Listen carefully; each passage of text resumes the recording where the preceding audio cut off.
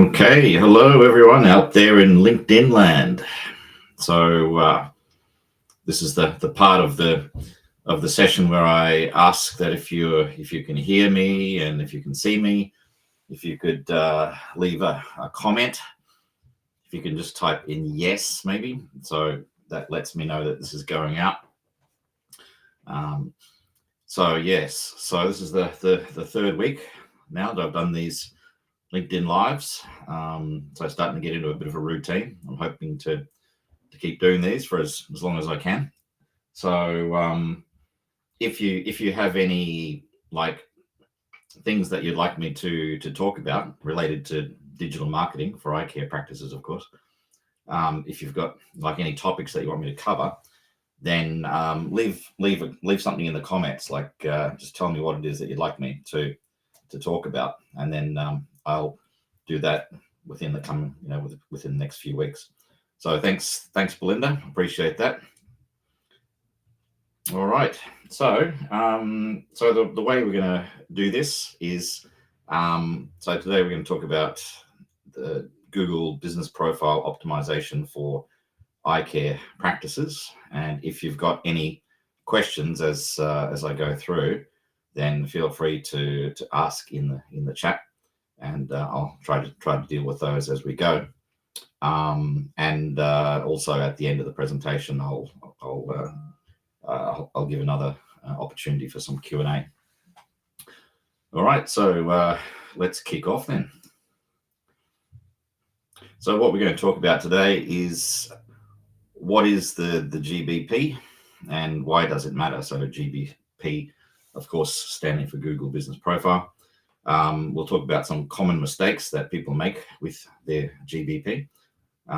What factors, what influences your appearance in the Google local map rankings, how to create a Google business profile that attracts patients, and I'll also give you a simple hack that you can use to improve your local map visibility.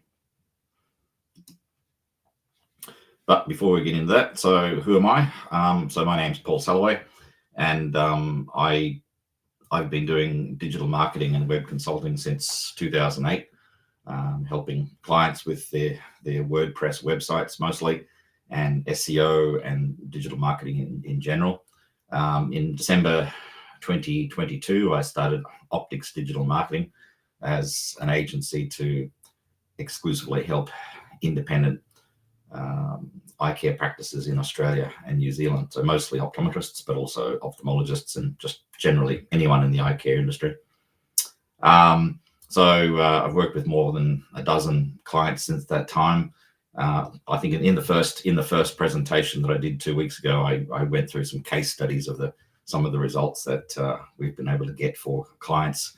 So I would encourage you to go back and watch that one if you really want to see the details. But just to give you the headlines here, so with one client, which is a contact lens specialist practice, we helped them get 60% plus web traffic within the space of a year. Another client that is heavily into ortho-K lenses, we managed to double their traffic within the space of 4 months. Another client which does a lot of dry eye work, we managed to double their traffic in the space of a month. So that one's going gangbusters. And another client I worked with that does myopia control amongst other things, and we achieved a 10x result for their web traffic over the space of 18 months. So like I said, if you want to see the details, go back and look at the live presentation I gave 2 weeks ago. All right, so what is a Google business profile and why do they matter? Well, so you've probably seen these. So it's a summary of the essential business information, and this will often appear if you do a Google search for your own business name, for example. If you've got a GBP, you should see this. It's usually on the right-hand side of the screen next to the search results. So it'll have things on there like your address, the number of reviews you've got, your average star rating, your business hours, all that kind of stuff. And a lot of this information also appears in the local map pack as well. The local map pack, for those who don't know, anytime you're searching for something where Google thinks you're looking for a business in your area, like as in a bricks and mortar business, it'll give you usually like a little map and three results from that map at the top of the page. It's usually after the Google ads, but before the organic free Google search results, if that makes sense. And as we know, that's quite a good place to be, because that gets a lot of clicks. So Google themselves say that customers are 2.7 times more likely to consider a business reputable if they find a complete business profile on Google search and Google Maps. They say that customers are 70% more likely to visit businesses with a complete business profile. So this is from Google themselves. There was a study that was done by a group called Soki AI. I'm not sure how you pronounce that, but they did a study a few years ago that found businesses that appear in the local map pack results receive 126% more web traffic than other businesses on that are listed on the search result page. So, obviously it's a big advantage if you can get into the local map pack, and getting your Google business profile optimized is an important part of that exercise. So I hope that makes sense. So does that make sense, everyone? If it does, can you type a 1 in the chat? Just type the number 1.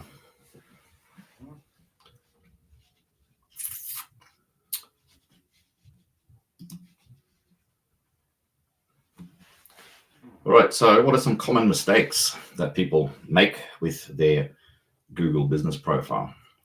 I think one of them is having inconsistent information between their profile, their website, and other places on the web. So what I think you should do is check the way your business is listed in things like Apple Maps, for example. Oh, thanks, Robert. Thanks again, Belinda. Yeah, so check how your website is listed in all of these places. How is it listed in like Bing places, for example? I worked with one client, and when we did an audit, we found that the name on the name that they had on the Google business profile was something like ABC I Care, as in I care, 2 words. But everywhere else on the web, it was ABC I Care as 1 word. So there's an obvious inconsistency there. So yeah, just make sure things like your phone number is correct. Sometimes phone numbers change.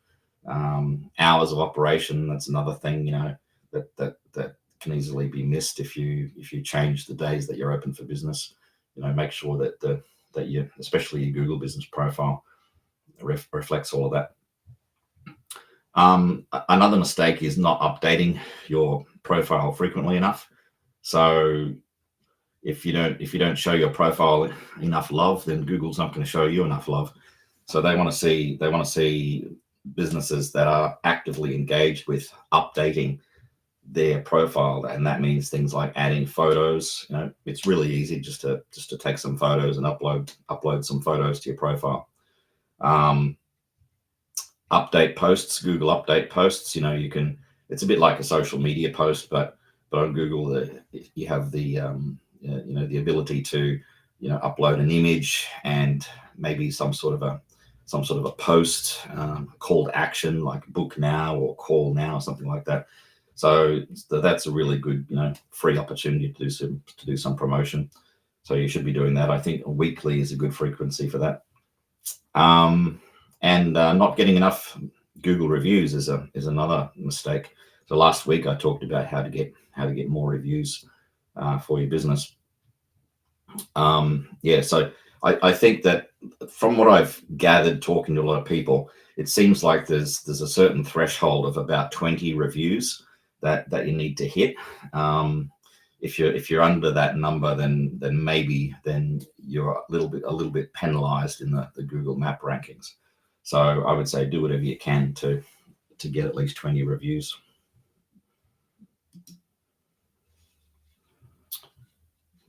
Does all make sense so far? So if that makes sense, type a 2 in the chat, so I know that we're on track here. So what influences Google local map rankings? Well, Google have said there's three things. There's three things that they look at for determining whether or not you appear in that local map pack, and they are proximity, prominence, and relevance. So what do those things mean? Well, proximity. So it's like the old, it's the old adage in real estate: location, location, location. So Google will show you businesses that are close to where you are geographically. Okay, so they assume that you want to know about what's literally close nearby you, and so those are the ones, all things being equal, that they will tend to show you. So to give you an example, like I was talking with a client in Christchurch a couple of months ago. So like if I was, let's say, at a restaurant on the outskirts of Christchurch and I searched for optometrist near me, then Google would probably show me, first of all, any optometry practices that are in the outskirts. If, however, let's say I'd gone to like Queenstown for a ski trip, but I was going back to Christchurch the following week, and in that case, I'm searching for optometrist Christchurch. In that scenario, I'm not in Christchurch. So what's Google going to do? So what they do in that case is they use what they think is the center of town. It's what they call the centroid. And any businesses that they show are sort of like, it's assumed that you're going to be doing the search from that central part of town. So just be aware that where you're searching from does make a difference as to whether or not you appear in the local map pack. So prominence, this is the second thing that they look at. So does your business get a lot of brand searches, a lot of brand mentions? So does the name of your practice get mentioned on social media, press releases, magazine articles, anything like that? So if it does, then that contributes to this thing that they call prominence. Do you have a few social media accounts? So not everyone has an active Facebook, Instagram, and YouTube channel. So probably those are the things. Those are the big three, I think, that you should definitely have. Is your profile complete, right? Or does it have missing information? Have you been updating it with photos and posts and so on? Do you have FAQs on there? Frequently asked questions. Do you have reviews? So do you have a decent number of citations around the web, like in Apple Maps, Yelp, Bing Places, all these other sort of directories? So all of that contributes to what they consider prominence. And the last factor that they consider is relevance. So does your business profile and your website contain content that matches the search keywords? Okay, so if I'm typing, like if I'm searching on Google for best optometrist in Christchurch, and the name of my practice is Christchurch Eye Care, right?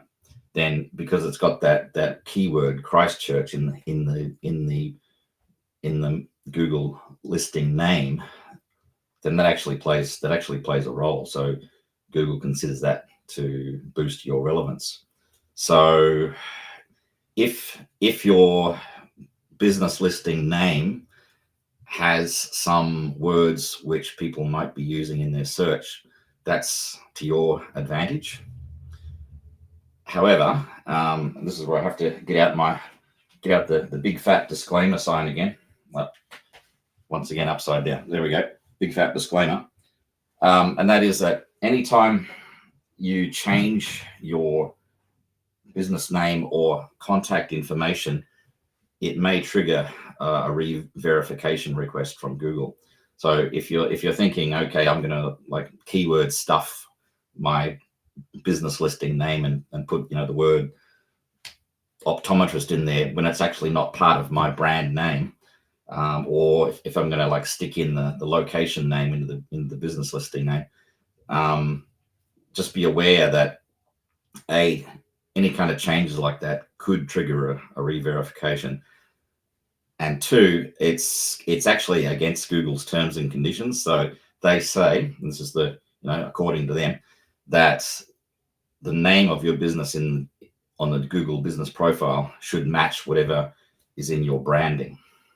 So if the name of your practice is ABC Eye Care, that's what you're supposed to show on your listing. Now, a lot of people don't do that, I know, and Google doesn't seem to police it too hard either. But you make your own judgment on that. Another thing is categories. So when you set up your Google business profile, you get to choose a primary category. And for optometrists, there's not a lot to choose from. It's just basically optometrist. That's it. For ophthalmologists, there are a few more categories that you can pick from. I think there's like ophthalmology clinic. There's LASIK surgeon. Probably ophthalmology clinic is the best one, I would guess. So just make sure that you do pick the right primary category. But a common mistake is that people don't choose secondary categories, and they also help as well. So if you're an optometry practice, I think you can choose contact lens supplier. I think eye care clinic is another one. Glasses repair, I think, is another one. So there's probably 5 or 6 secondary categories that you could easily choose. So make sure they're relevant, of course, to your business.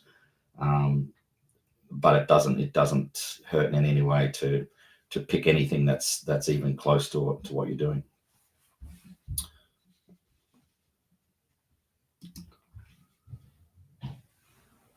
Right. So how do we create a GBP that attracts patients? Well, I think one thing you should do is fill out all the information that Google is asking for. So that includes things like wheelchair accessibility, parking availability, payment methods accepted, all of that, Google social media links. So as you go through and you edit your profile, there's different parts that you can fill in with information about your practice. So I think there's why not fill it in as completely as possible. So Google actually has like a little wagon wheel thing where they show you how close you've come to filling out your profile 100% with all the things that they want. And for some people, things like parking availability, wheelchair accessibility, payment methods, that could be the deciding factor if they're trying to choose between 2 different practices. So it's worth doing. Photos, I think that photos are a really easy one. You don't have to necessarily get a professional photographer in. Just get out your smartphone, and take some photos. Take some photos of the inside of your practice. Take photos of the outside from the street.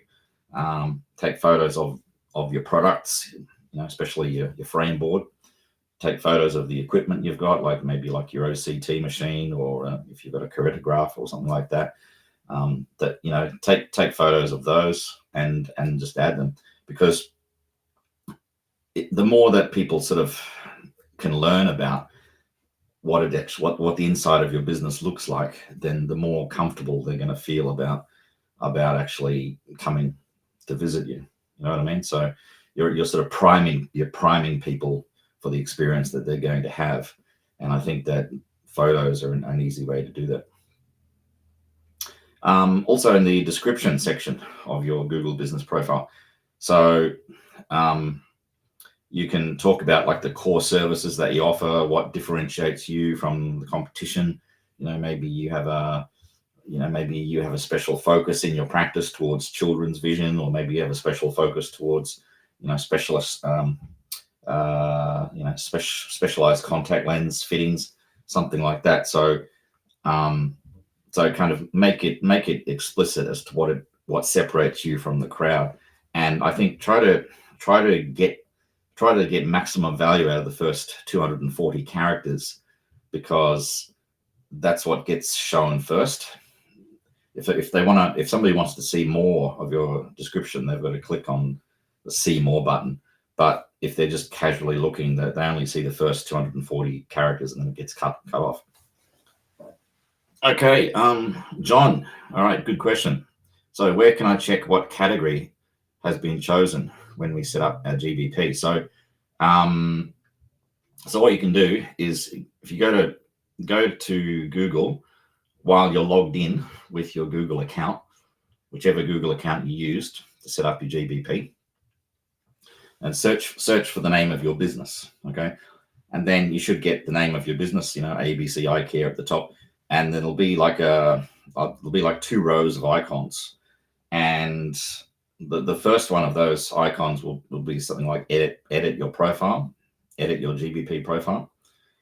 And if you click on that, and then you look down, there should be like a drop down field where you can check check the categories that you've used, or check the categories that were selected. Does that make sense? So if that makes sense, just type yes for me. Yeah, updates. So your GBP has a section where you can post update posts. So like I said, they're a little bit like social media posts, but I don't think you should actually treat them like social media posts. And this is what I mean. So with your Facebook page, with your Instagram,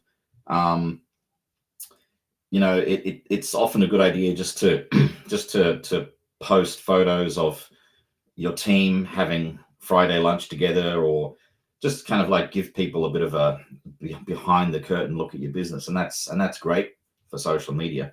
But I think when people are on your Google business profile, they're kind of in transaction mode. I mean, they wouldn't be there unless they had some intent to do business with you. So I think that's an opportunity for you to actually promote the things that might get people over the line. So if you're running a 2-for-1 promotion, or some discount, or there's some new service that you're offering, or maybe you've got some new frames, new brand in the store, I think that's a good place to actually promote that in your Google business update. It's like free advertising to people who are already highly motivated to come and see you.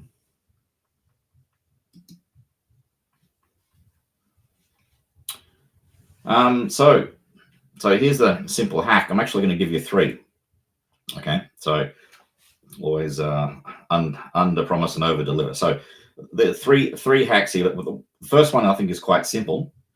So in order to get your business to appear in the local map pack in a sort of a broader radius, what you can do is add something to your website, and especially whatever page of your website is connected to your Google business profile, and that'll usually be the home page. But on that page somewhere, you should have the surrounding areas that you serve. So I think like sticking it even in the footer is works. So if you put in the footer something like, let's say if I'm in South Sydney, so I might put something like also serving Darlinghurst, Paddington, Redfern, and surrounding suburbs. So getting those mentions onto your homepage is going to help your Google business profile to appear when people in those suburbs search for optometrist near me, right? I've seen it. I've seen it work. It's a hack, but but it works. So why not take advantage of it? So as I said, that's a pretty easy thing to do. I mean, your webmaster should be able to do that pretty quickly. Another thing you can do, and this also, it seems like a bit of a hack, but again, it absolutely works, is put an FAQ list, and this is good practice anyway. Probably in the coming weeks, I'm going to do another presentation about how to create like the perfect homepage. And I think one of the things that you should have is an FAQ list, like what are the frequent questions that people ask. And what you can do with that is the very first question is your eye care practice near me, or is your optometry practice near me, is your ophthalmology practice near me? And then in the answer, you can type something like we are located in, and then give them the address, and even embed like a Google map in there. So just simply getting the words near me, simply getting those words, optometrist near me or ophthalmologist near me, again, that means that you're likely to show up when somebody in the area searches for optometrist near me. So again, it's a hack, but it works. So why not do it? Now, and the third tip here, and this would take a little bit more work, and this is something that we do when we work with clients on local SEO, is what you can do is create dedicated pages for these suburbs, these other suburbs, in the radius around where you are, and talk about your connection with these suburbs. I always ask my clients, can you please just get in your car and drive around and take some photos of landmarks in the nearest suburbs, and we can use those. That's legitimate, authentic, original photographs. But if we don't have those, then there are other places we could turn to, like Creative Commons is one that we have used, and where we can try and get some royalty-free photography of landmarks from the suburbs that you're trying to target. So anyway, so setting up some pages that really speak to how you serve people in those areas, that's also a way that you can grow your footprint on the Google Maps. So does that make sense, everyone? If that makes sense, can you type a 3? Type 3 if it makes sense. If it doesn't make sense, feel free to ask me a question.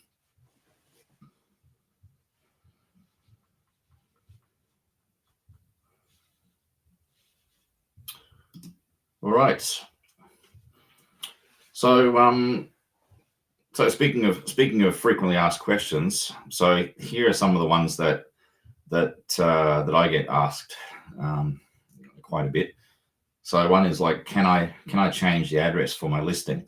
Well, yeah. I mean,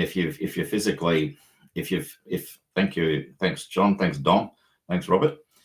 I mean, physically, if you've literally moved your practice, then yeah, you're going to have to update your address, and though all the reviews that you have should go with you and transfer over. You shouldn't lose anything there. But just be aware that I would say almost 100%, it's likely that you're going to have to re-verify. So back in the good old days, when you wanted to verify your business, Google would send out a postcard, and you get it, and I think there'd be like a 6-digit security code or something, and you could use that to verify. So it's a bit more complicated than that these days. I believe that you've got to actually take a video of yourself, like opening the front door with your key. You got to take a video of yourself, like opening a cash register if you've got one, or accessing your database or something like. There's like things that they want to see you doing that demonstrate that you're operating from a secure premises, and that you are, the authorized person to access those things. And you've got to record it all in a video. And I have heard that the Google's verification system is a bit buggy as well. So it's not a lot of fun, but you have to do it if you physically changed address, of course. Another question I get is like, why have the details of my listing suddenly changed? Now, this is a thing that I don't know if many people realize it, but anyone can tell Google that the information on your Google business profile is wrong, and suggest an edit to Google. Now, Google may or may not act on that, but I have heard horror stories where, like, there are black hat actors who will tell Google that no, your business isn't located here. You're actually on the other side of town, and Google actually have updated, your location listing, which is crazy. But that's what it is. So it pays to, like, just check that your Google business profile details are accurate, because they can change.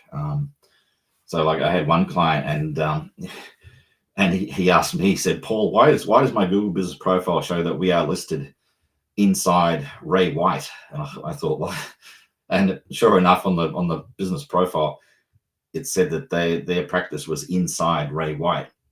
Now, if it was inside, like, a shopping mall, it wasn't. But if that's what Google thinks, then that's something. At least it makes sense. So anyway, we went through a process. You can suggest an edit to Google, and it might take a while. It might take a couple of weeks, but in his case, yeah, eventually they fixed that up. So keep an eye on your listing. That's all I'm saying there. And why do some businesses appear to have more than one GBP listing?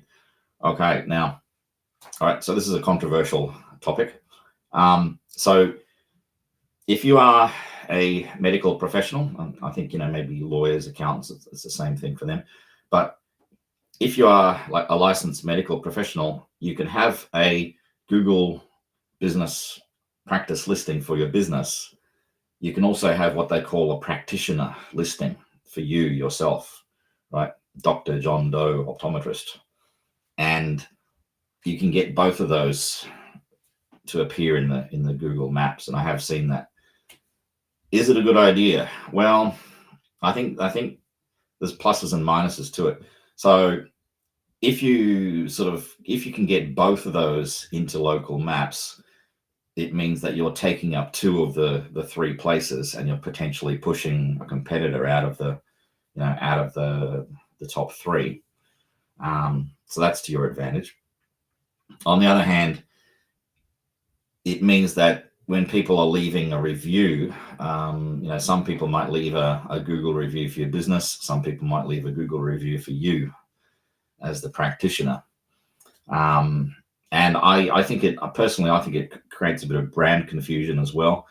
So what Google themselves say is that, well, the example that they give, I think it's a good one, is where, let's say you've got a practice where you do optometry and audiology.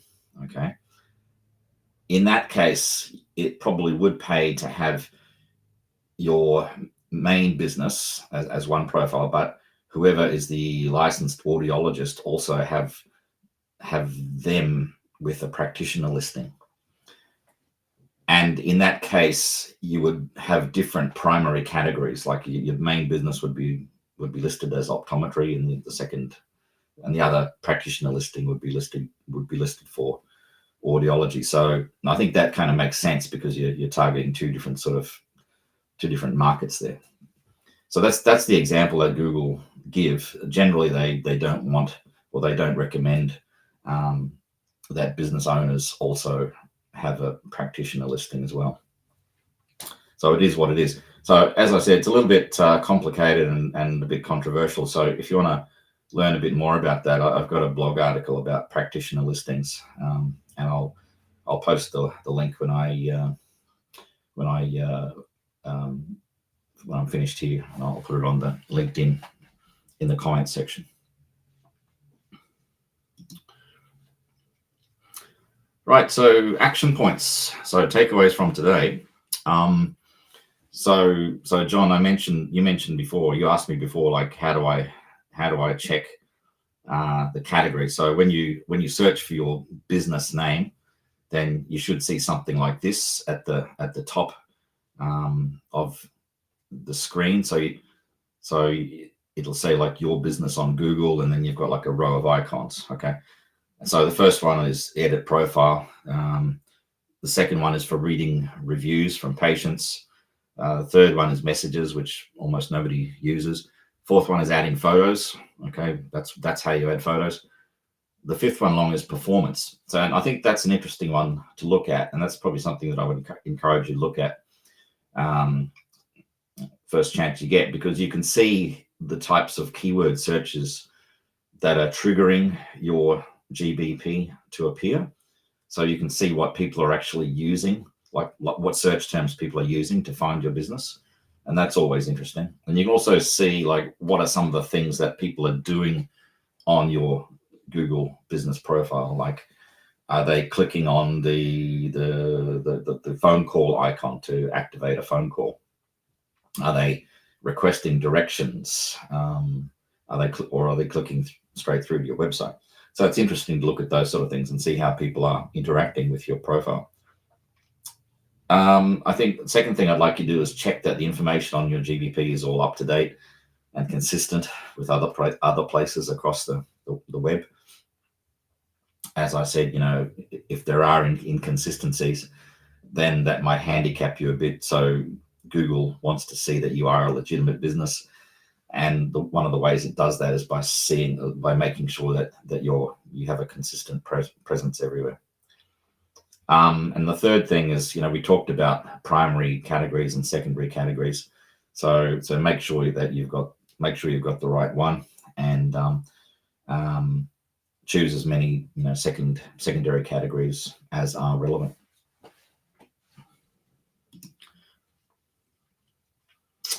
All right, which brings me to the end. So this is your chance. Does anyone have a question they'd like to ask? If so, please put it in the chat right now. So if after this, after we've finished here, if you've got anything you want to ask me, you can contact me through my website, which is opticsdigital.net. I'm on LinkedIn. You can search for me, or you can send me an email, paul@opticsdigital.net. So I think LinkedIn is probably the best. You know, like I'm on there, you know, more often than I should be probably, but LinkedIn, you'll definitely get hold of me there. All right, so as I said, I'm gonna try and do one of these every Wednesday afternoon, and you know, try and find a time that's convenient for most people. But of course, you know, we're all in different time zones, different places in the world. So you know, we're just gonna have to use trial and error for that, I think. Okay, so all right, yeah, thanks, Dom. Thanks for the feedback. Appreciate that. And thanks a lot, everyone, for turning up. It encourages me to keep doing these if I get some attendance to these live presentations. Okay, well, thanks everyone. So have a great evening, and hopefully see you next time. Bye for now.